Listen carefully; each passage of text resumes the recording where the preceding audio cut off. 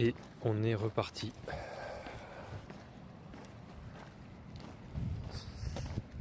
Still walking.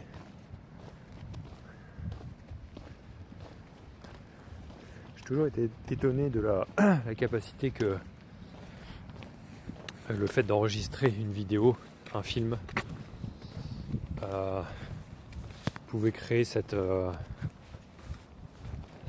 durée, comme disait Bergson. Et parce qu'il me rend mon bonnet. Et à quel point en fait ça peut carrément aider en fait de je sais pas comment ça fonctionne, que ça entre en présence quand on parle, quand on s'enregistre et qu'il y a l'appel en vidéo, en vocal. Il y a quelque chose qui crée une présence. Et je pourrais même pas dire que il y a des moments, en fait c'est les deux en même temps. Il y a des moments où c'est évident que je vais pas forcer, enfin je me pose jamais la question quand je lance une vidéo, c'est toujours le bon moment. Et en même temps, il y a ce truc de si théoriquement, mais ça c'est que dans l'esprit, c'est que dans le mental. Si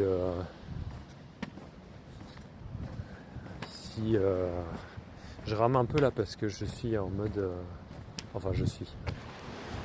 mais disons que ouais, ça accroche bien. Ça accroche bien et du coup c'est aussi pour ça que j'ai envie de partager et d'enregistrer. C'était pour voir un petit peu les énergies qui allaient venir. Mais je sens que il y a en fait souvent on parle a priori théoriquement de la conscience, de l'être, etc. Et en fait je pense que c'est tout aussi bien, voire parfois plus pertinent, de prendre des exemples concrets et en fait de parler depuis maintenant, parce qu'en fait il n'y a que ça. Il n'y a même pas de gens justement qui se sont sortis de je sais pas quoi en mode qui ont plus de problèmes. C'est genre d'une certaine manière tout le monde a les mêmes problèmes. Et en fait, revenir à la présence et revenir à ce qui est vrai maintenant, en particulier les problèmes humains, et c'est, je trouve particuliirement pertinent. Donc là, je sais pas, voilà, il y avait, je sais même pas pour de quoi dire, ça adhère dans la tête en fait. Ça accroche, c'est inconfortable.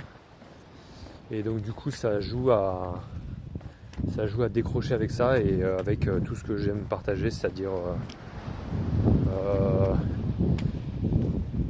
on va dire autant que faire se peut, ça lève le pied en fait de l'accélérateur. Et à chaque fois que ça dit, en fait c'est fou le niveau éducatif, comment en fait on apprend aux enfants à être responsables, en fait à être coupables de ce qu'ils ressentent et de ce qui se passe en fait dans la présence, dans le champ de conscience, et à quel point en fait on apprend comme ça à s'identifier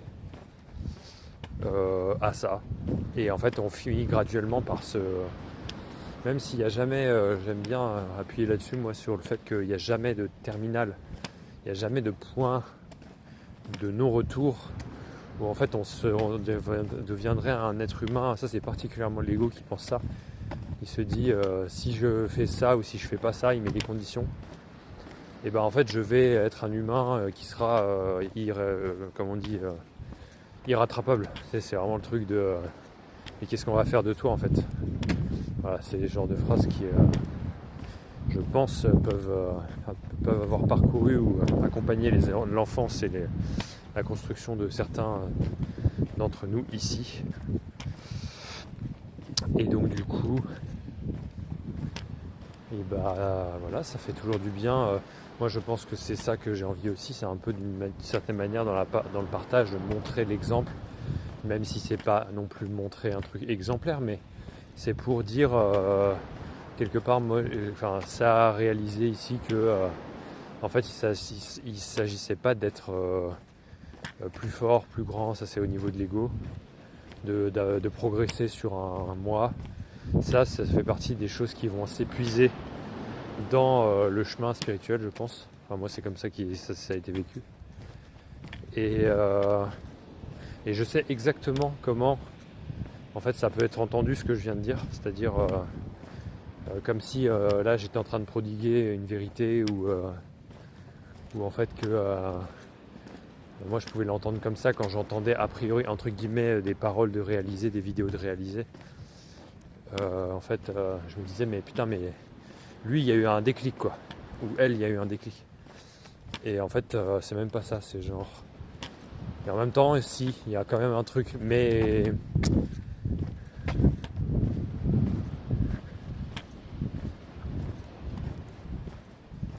En fait, je sais pas, comme ça a toujours été là, le fait de pas être quelqu'un, bah en fait, je sais pas, j'ai envie de dire c'est les deux quoi. Il y a à la fois une réalisation, mais en fait elle est, je sais pas si elle est la même pour tout le monde, si je pense. C'est la même, elle est de même nature, même si en fait ça sera pas au même endroit ou au même moment pour chacun. Et puis moi j'aime bien dire que c'est une réalisation qui est continuelle, répétée. Moi je vis la machine à laver, c'est ça dont j'ai envie de parler. C'est justement là de montrer, de mettre en avant ça, de montrer et de montrer aussi que en fait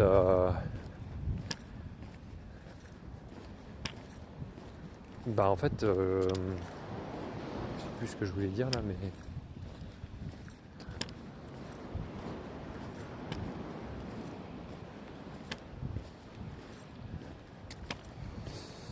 en fait dans notre société c'est comme si les gens ils cachaient leur souffrance. Et en fait je sais pas, plus tu caches ta souffrance et plus c'est difficile à porter en fait. Je sais pas, c'est il y a vraiment cette honte et cette gêne, cette malaisance autour de la souffrance.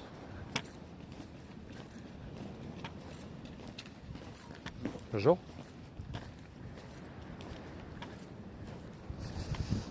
et marrant les gens. On est dimanche matin et on est le genre 21 décembre je crois. Ouais, on est le 21 décembre. Donc on approche de Noël. Et ça c'est aussi peut-être ce que j'avais envie de parler. C'est en fait le Noël c'est une approche des fêtes de fin d'année, c'est un grand lavage, une grande machine à laver cosmique. Et ouais, j'ai pas mal traversé de questionnements aussi personnellement concernant le rapport à la nourribouffe, la nutrition, la nourriture. Pas mal de doutes, pas mal de croyances que il y a un mal-faire dans qui serait possible dans pour faire un bain 28 décembre dans la mer. Ils sont chauds.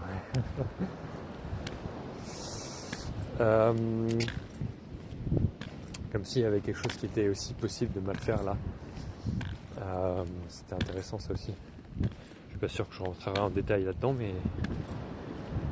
mais là ça fait du bien de venir marcher ici et de manière régulière en ce moment. Il y a vraiment quelque chose d'une vibration, je me laisse porter avec ça. Avant de partir de la maison, il y avait vraiment des électricités qui disaient non, reste, calme-toi et tout. J'avais fait une muscu avant et genre ça a commencé à s'accrocher pas mal et à se dire que j'étais limité dans la capacité d'encaissement au niveau cognitif, au niveau nerveux. Je faisais plusieurs trucs en même temps et en fait à un moment donné ça... Je dirais même vraiment le problème c'est quand ça essaie de s'arrêter, ça essaie de dire stop, on se calme. C'est après les entraînements souvent que je peux avoir des problèmes Mais je sais pourquoi, c'est lié au fait que quand je rentrais du sport à la maison, quand j'étais plus jeune,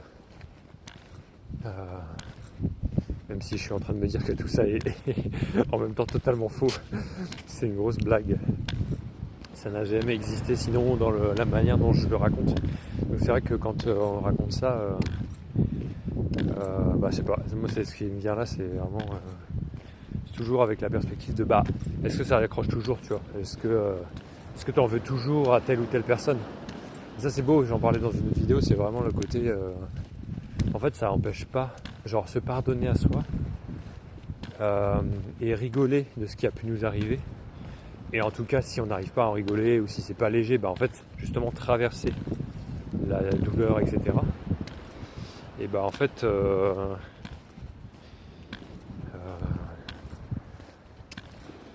sais plus. C'est parti, je crois. Traverser la douleur.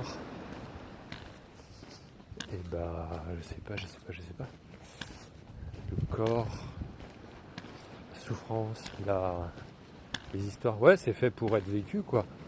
C'est fait pour être vécu, de traverser ça. Et oui, que en gros, en fait, c'est même ça, c'est-à-dire plus tu vas pardonner à toi-même, évidemment, à traverser, à aimer et à accepter, embrasser tout ce qui se passe, et notamment quand tu as des ressentiments avec des gens, du passif souffrant et tout, plus tu vas aimer ça, plus ça va se résorber, et plus tu vas être indépendant des gens de qui tu peux être attaché émotionnellement. Et ça, j'en reparlerai peut-être après, c'est le côté attachement. En ce moment, je me rends compte qu'effectivement, ça opère un détachement total de toutes mes relations. C'est pour ça que les gens y partent, c'est pas parce que... en fait, de fait, il y aura des nouveaux gens qui vont arriver, mais en fait, ils vont pas arriver... en fait, je vais rencontrer des gens qui vont être dans la même perspective de détachement originel et en fait, il n'y a pas besoin de s'attacher de manière... Et en fait, quand moi j'entends attachement, je vois maintenant très clairement la dépendance affective et le fait de se couper et se dire c'est l'autre qui doit me compléter, qui doit me combler. Et ça, c'est beau de voir ça, que en fait se pardonner, ça fait vraiment le double truc de en fait ça te rend indépendant des autres, notamment ceux avec qui c'est galère, c'est souffrant, c'est machin.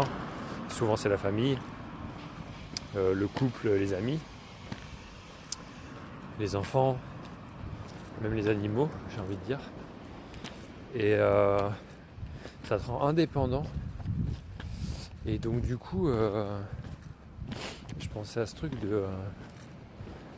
le mental, il peut penser que si en fait on pardonne, enfin dans ce sens-là j'entends, justement c'est pas un pardon, c'est pas un pas. En fait c'est ça, c'est quand t'as pas réalisé ça, quand t'as pas capté ça, tu vas rester quelque part en guerre et en lutte, parce que moi c'est ce que je vois chez moi, c'est je demandais et j'attendais de l'amour de mes parents, et jusqu'à très tard, enfin je veux dire j'ai 30 ans, et là chacun est... Ça sent bon là, ça sent le miam miam. Ça doit être le petit déj, il est très tôt du coup, petit déj de l'hôtel. Et c'est ça qui est beau avec la conscience aussi, c'est que ça peut partir dans tous les sens. On s'en fout complètement. Je sais pas si on entend la mer mais la mer elle a fait vraiment un joli bruit là. Ça c'est beau aussi. L'ego il pense que si tu es dans l'amour avec ce que tu ressens, en fait tu vas être, je sais pas, c'est bizarre, il y a vraiment, en fait ce qu'on croit être les autres, c'est les émotions qu'on a pour les autres.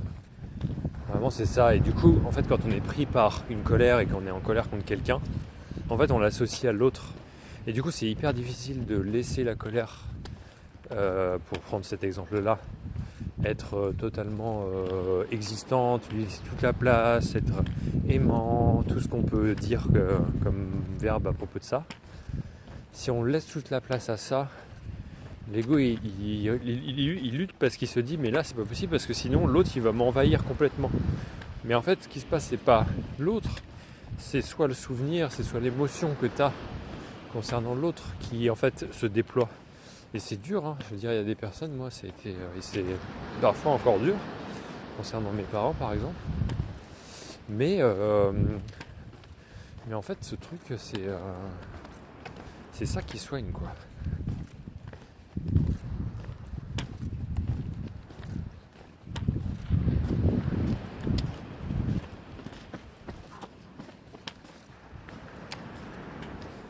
Et du coup, non seulement t'es pas envahi, enfin en fait tu te laisses déployer ce que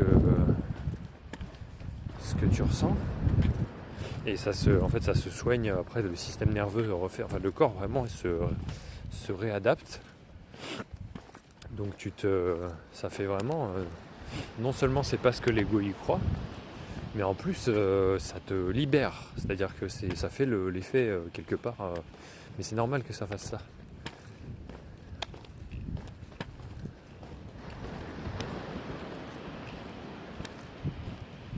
Bonjour. C'est normal que ça fasse ça. Parce qu'en fait, on reste, voilà, encore une fois, on est attaché aux autres par la souffrance, vraiment et là j'entends l'attachement vraiment toxique, quoi. Enfin, qui est pesant, qui crée de la dualité, qui crée de la séparation, avec une croyance de relations dans le temps. Et oui, il faut maintenir des relations, il faut entretenir, il faut suivre certaines règles. Voilà.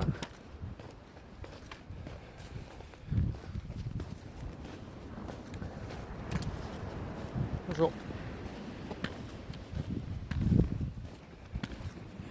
Et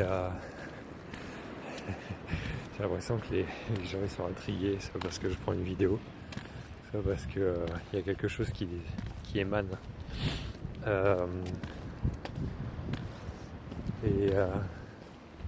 Et ça, c'est vrai que depuis longtemps, j'ai ce truc conscientisé chez moi. En fait, ce qui m'intéresse plus, c'est le fait que les gens disent des trucs, ou que les gens existent, plutôt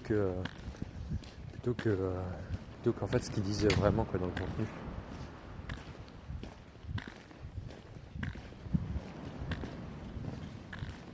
Bonjour.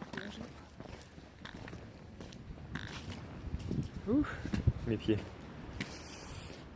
Et ouais, du coup, depuis longtemps, en fait, il y a vraiment ce truc de je sais pas quoi dire aux gens, en fait. Surtout quand ils racontent des histoires, je suis en mode oui, d'accord. C'est ok aussi, c'est comme ça. Et bah voilà, c'est aussi aujourd'hui comme ça que je réalise pourquoi j'ai pas a priori une trajectoire qui est dans l'histoire personnelle qui est normale. Enfin, c'est ce que je croyais, ce que je crois encore. En fait, j'ai pas un boulot de manière attendue par rapport à ce qu'on attendait de moi, en tout cas. Et surtout par rapport au travail, quoi. Le travail et ce qui est attendu en termes de positionnement social, parce que ça a apparemment beaucoup d'importance pour pas mal de gens, même si en même temps, je pense que si ça a eu de l'importance pour moi, c'est que j'y attachais de l'importance d'une certaine manière. Et c'est normal parce que ça fait partie de l'éducation dans laquelle j'ai grandi. Et voilà, du coup voilà, je parle depuis 20 minutes et en fait, il n'y a toujours pas de problème. Et c'est vrai que le fait de parler détourne l'attention en tout cas mentale, d'une contraction. Et en fait, ça permet de laisser faire en background, en shadow work, on pourrait dire, comme dans la psychologie de Jung, Carl Jung, si vous connaissez. Côté shadow work, de vraiment laisser en background, ça me parle beaucoup, quoi. C'est vraiment, ça m'a tellement soulagé quand je me suis dit, mais en fait, vraiment, alors du coup ça a mis du temps parce que je me suis dit, mais attends, mais j'y crois pas. Parce qu'en fait, pendant 25 ans, pendant 30 ans, j'ai cru que en fait il fallait vraiment activement faire un truc, tu vois. Et ça fait partie de, je pense, c'est chez moi, c'est comme ça que je le verbalise en tout cas. Ça fait partie des trucs centraux, capitaux,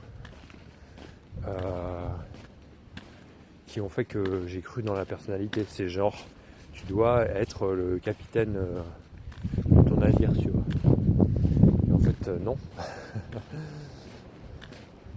En même temps, on peut le dire que sur un autre plan, tu l'es, mais pas sur un plan personnel. Là, tu l'es en termes de conscience, d'être-té.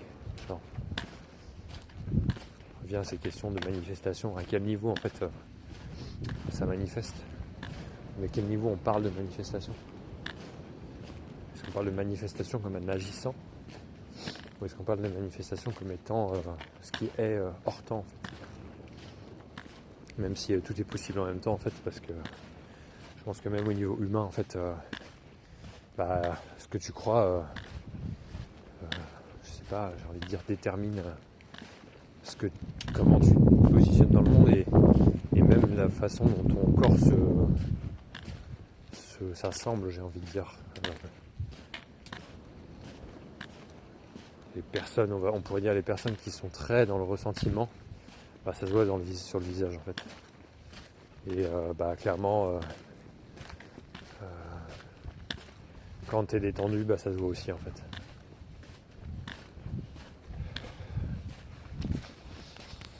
Voilà, j'ai froid, mais bon, c'est ok aussi.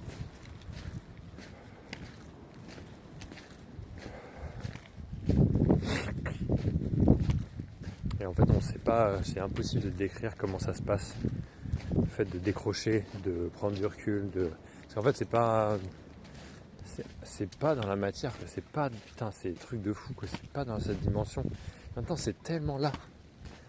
Genre, c'est quand tu prends du recul et tu te dis, ah putain, en fait, ça c'est juste un mécanisme et c'est pas moi. Du coup, je vais arrêter de m'en occuper parce que. Et en fait, je me dis, à chaque phrase que je dis et j'emprunte le je, J-E, je me dis, ça n'a aucun sens. Et pourtant, il faut bien en parler parce qu'il y a de la joie à en parler. Donc en fait, on est obligé de dire, il y a moi, il y a l'autre, il y a je, il y a tu. C'est plus pratique, c'est des conventions, comme dit Alan Watts. Et c'est vrai que c'est tellement important, je trouve, pour les enfants, quand en fait on leur apprend, et quand ils apprennent le langage par mimétisme, de leur rappeler tout le temps que, mais bon, ça pour le coup, il faut avoir compris ça en tant que parent, sinon tu peux pas. Faut en fait leur rappeler que le mot qu'on donne à un objet, et en fait ce n'est que le mot, en fait, ce n'est pas l'essence de ce que c'est, quoi. Bonjour.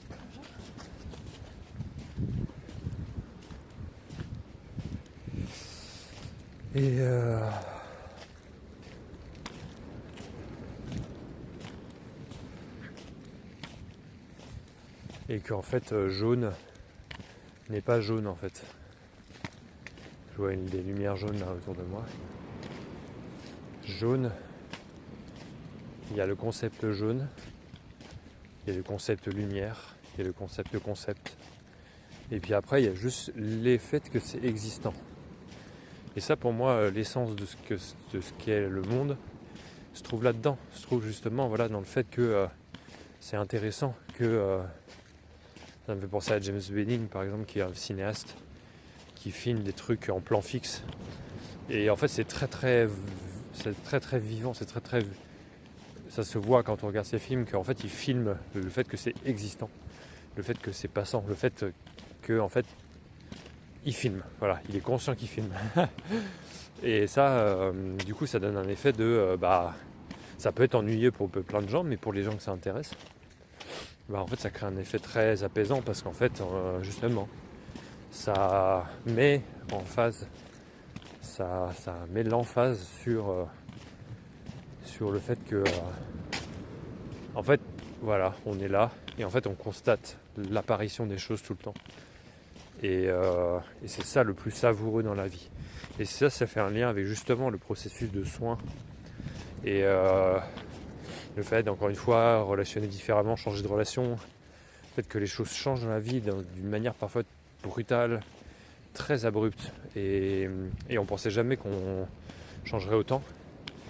Et on se dit parfois aussi, putain, moi, en fait ça m'est arrivé à moi aussi. Les relations toxiques par exemple. famille toxique, famille dysfonctionnelle. Et pourquoi ça fait du bien, enfin comment est-ce que je pourrais l'articuler pour le dire. En fait, quand tu commences à observer beaucoup plus ta réalité, et en fait ça change. Du coup tu cesses de te dire ah oui j'ai fait ça, mais c'est vraiment au niveau de l'identification, et ça je peux pas dire comment ça se fait que ça identifie, que ça se désidentifie. Parce qu'au final, en fait, je pense que c'est ça, c'est qu'il n'y a aucun problème, ça n'est jamais arrivé, rien n'est jamais advenu. Et alors du coup c'est très mystérieux, on ne pourra jamais comprendre avec la tête. Comment est-ce que ça se fait qu'on sait très bien avec la mémoire qu'on a eu des problèmes, et que en fait ça c'est légitime, il ne s'agit pas de le nier non plus, de le dénier, mais en fait de point de vue de la conscience, quand tu réalises ça, tu fais mais il n'y a jamais eu aucun problème, et c'est ça aussi qui soigne. C'est quand tu cesses de raconter l'histoire tout le temps, et que tu lâches, tu dis maintenant j'ai plus peur, du coup en fait je le laisse faire simplement l'apparition des choses. Et c'est tellement reposant, et c'est fou parce que des fois tu as extrêmement peur de lâcher un phénomène, voilà, ça raccroche. Et en fait, au moment où tu te dis là j'accepte de faire confiance, même s'il n'y a jamais vraiment de moment où tu acceptes, mais il y a quand même des déclics. Mais c'est pas quelqu'un qui fait seulement. Mais quand tu acceptes de lâcher, en fait instantanément, rien n'a changé, mais tout a changé. C'est-à-dire que en fait simplement tu laisses l'objet tel qu'il est.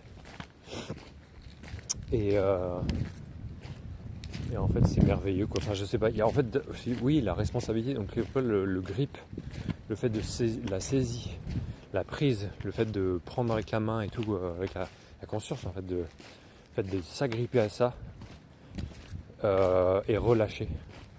Et en fait le relâchement du coup il fait que oui il faut continuer quelque part à avoir confiance, parce que le corps il a besoin de temps pour réadapter, mais en fait quand tu as compris que tu pouvais faire confiance, et qu'en fait tu étais justement en full confiance, que tu n'étais jamais en danger, etc. Et en fait du coup ça crée juste un petit gap qui fait que un petit leap, un petit saut qui fait que en fait de fait rien change, mais c'est en fait juste ton regard il cesse d'être obsédé par le fait que l'objet ne devrait pas être là quoi. C'est ça qui fait que ça le maintient, c'est simplement parce qu'on le fait que zoomer dessus tout le temps. Et ok, c'est trop beau la jeter ici. Et voilà, c'est l'histoire de la vie, c'est comme ça. Moody il dit ça dans une vidéo que j'écoutais tout à l'heure. En gros, tu pourrais avoir le pouvoir de construire une navette spatiale de tes propres mains et aller à l'autre bout de l'univers avec, ou construire un téléporteur. En fait, ça n'aurait pas la portée et l'importance de la découverte de ce qu'est le soi et du fait qu'il n'y a personne.